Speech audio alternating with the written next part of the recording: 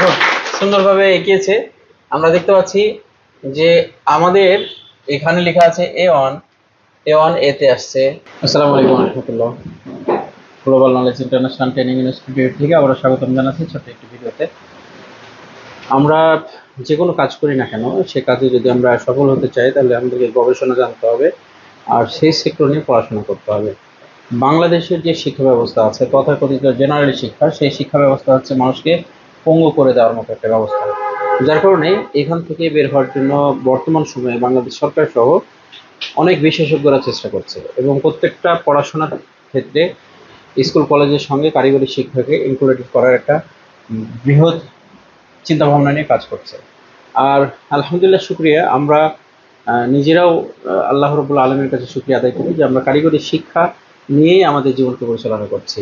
আমরা পরনির্ভরশীল হতে চাই না, কারণ কোনো মানুষের দুয়ারে আমরা পড়াশোনার পরে ধর্ণা ধরতে পারি না। আমাদের সাধারণ শিক্ষা ব্যবস্থা কেন আমাদেরকে পঙ্গু করে দেয়? কারণ হচ্ছে দুইটি ছেলে, একজন হচ্ছে অনার্স পাশ করেছে আর একজন হচ্ছে আন্ডার এসএসসি। যখন দুটি ছেলেই মোটামুটি 25 বছর বয়সে পদার্পণ করলো, বিয়ে শাদী করে ফেলবে বা করছে বা করার চিন্তা ভাবনা করছে, সেই সময় তার মাথার উপরে একটা হেডেক আসে যে আমি আয় ইনকাম করব কোথায়, কিভাবে, কোন কাজের সঙ্গে আমি সংশ্লিষ্ট হব এবং আমার অর্থনৈতিক আমার মুক্তি মিলবে, তাই না? এখন এটা 7 মাস ভাবতে ভাবতে শিক্ষিত যে ছেলেটা, সে ছেলে চাকরির পিছনে দৌড়াইতেছে। বর্তমান প্রেক্ষাপটে চাকরি করতে গেলেও আমাদেরকে অর্ধ কোটি টাকা বা আমাদের দেখা গেছে যে আমাদের 20 লাখ 30 লাখ টাকা আমাদেরকে ডোনেট করতে হয়, এরকম সিচুয়েশন আছে না?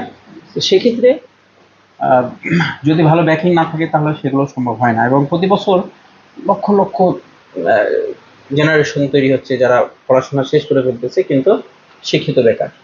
এতগুলো কর্মসংস্থান একটা দেশের পক্ষে দেওয়া সম্ভব না। সেক্ষেত্রে দেখা যায় যে লাখো জেনারেশনদের মধ্যে পড়াশোনা করার পরে তারা দিক হারিয়ে ফেলে, কোন দিকে যাবে, কি করবে, হ্যাঁ, অনিশ্চয়তার জীবনের মধ্যে পড়ে থাকে। এখন একজন হচ্ছে অনার্স, একজন হচ্ছে আন্ডার এসএসসি। এখন আন্ডার এসএসসিতে যে আছে সে একটা অটোরিকশা নিয়ে রাস্তায় নেমে পড়তে পারলো, অথবা সে একটা ছোট কাজে লেগে পড়তে পারলো, কিন্তু শিক্ষিত ছেলে ও কিন্তু আর ছোট কাজে যাচ্ছে না এবং এই শিক্ষিত ছেলেটাই বিপদগ্রস্ত হয়ে গেছে, তার শিক্ষায় তাকে বিপদগ্রস্ত করেছে। কারণ সে শিক্ষা গ্রহণ করেছে যে শিক্ষার মধ্যে কোনো কর্ম নিয়ে তার কারিগরি শিক্ষাটা তার ভিতরে না থাকার কারণে ও এখন চাকরির পিছনে ঘুরতেছে। যদি পড়াশোনার পাশাপাশি টেকনোলজি জানতাম, এখন হাজারো ছেলেরা হচ্ছে আউটসোর্সিং করে লক্ষ লক্ষ টাকা ইনকাম করছে, রাইট? তাহলে শিক্ষিত মানুষরা বেশি বিপদগ্রস্ত হচ্ছে। আপনাদের ভিতরে অনেকে আছেন যারা ইঞ্জিনিয়ার, অনেকে আছেন যে আপনারা মোটামুটিভাবে গ্র্যাজুয়েশন কমপ্লিট করেছেন, অনেকে মাওলানা আছেন। তো সকল কিছুর মাঝে যে আপনারা টেকনিক্যাল কাজ শিখতে আসছেন, এটা আপনাদের জন্য বিশাল সৌভাগ্যের বিষয়। আর এখানে যদি আপনারা মোটামুটি সাইন করতে পারেন আপনাদের জন্য অনেক ভালো। তো সব মিলিয়ে যেটা বলছিলাম যে শিক্ষা, আমি যে সেক্টরে কাজ করব ওই সেক্টরের শিক্ষা যদি আমার ভিতরে ইনপুট করতে পারি তাহলে ওই সেক্টরে আমি সফলকাম হতে পারি। আমার ধরেন টাকা আছে, হুট করে যদি আমাকে কাপড়ের ব্যবসায় নামিয়ে দেওয়া যায়, আমি কি সে ব্যবসায় ভালো কিছু করতে পারবো? কারণ সে ব্যবসায় স্টাডি আমার নেই। তাহলে স্টাডি দুই ধরনের, একটা হচ্ছে থিওরিক্যাল স্টাডি আর একটা হচ্ছে আপনার বাস্তবধর্মী কাজের দক্ষতা। ইঞ্জিনিয়ারিং লাইন ফুল তথ্য আপনি না জানা পর্যন্ত আপনি ভালো কিছু করতে পারবেন না।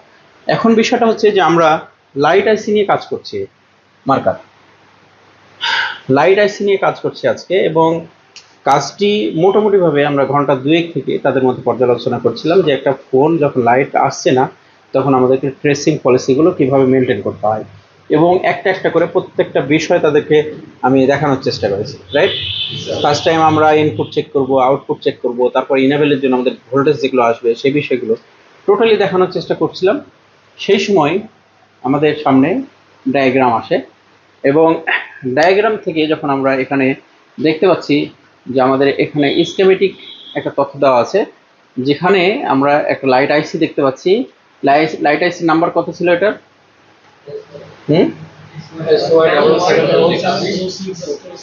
SY6677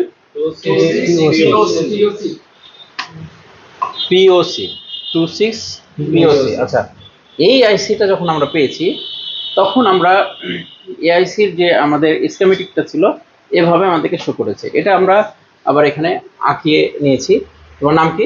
আব্দুল্লাহ নোমান। আব্দুল্লাহ নোমান, বাসা কোথায়? চট্টগ্রাম। চট্টগ্রাম। আইসি ডাটা শিট সম্পর্কে তোমার আইডিয়া হয়েছে কেমন?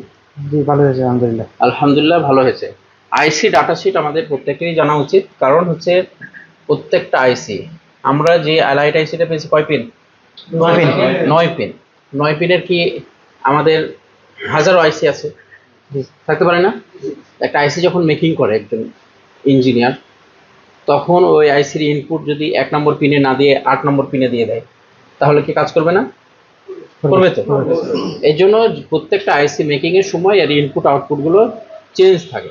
তো এটাকে আপনাকে বোঝার জন্য প্রথমে আমরা স্কেমেটিকে আসি। স্কেমেটিক আমরা এখানে দেখতে পাচ্ছি যে এখানে আমাদের C2 ইন, C3 LX, তারপরে হচ্ছে A1 আইসেট, A2 হচ্ছে LED 2, A3 হচ্ছে LED 1, এবং B1 হচ্ছে PWM, B2 হচ্ছে NC, তারপরে B3 GND, C1 EN।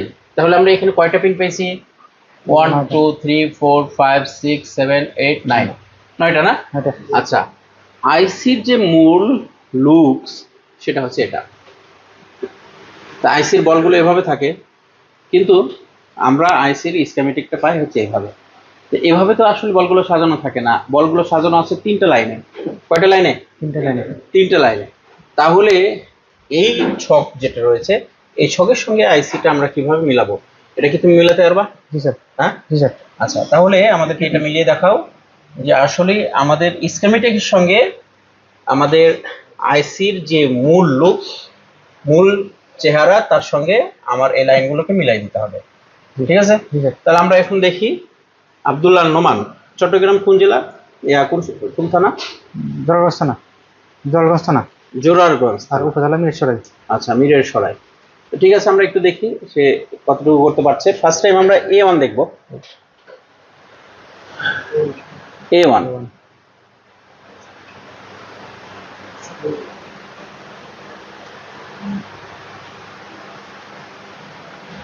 তারপরে A3, তারপর B1,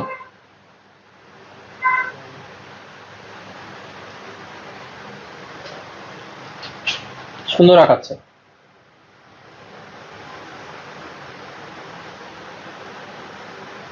B2। আচ্ছা, B2 এটা, B3, গুড, C1,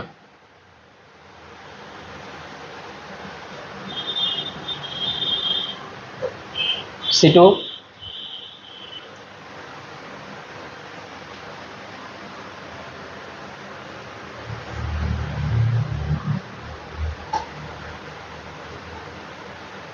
C3,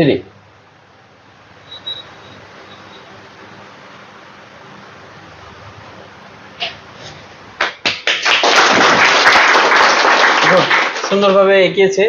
আমরা দেখতে পাচ্ছি যে আমাদের এখানে লেখা আছে A1, A1 এতে আসছে, এবং আমাদের A2, তাহলে A2 এখানে চলে গেছে। আমরা এইভাবে মিলাতে পারবো। কতটা লেটার রয়েছে আমাদের? 20 লেটার। আচ্ছা, এখন আমাদের খুদে ইঞ্জিনিয়ারকে আমরা একটু ডাকি। হ্যাঁ,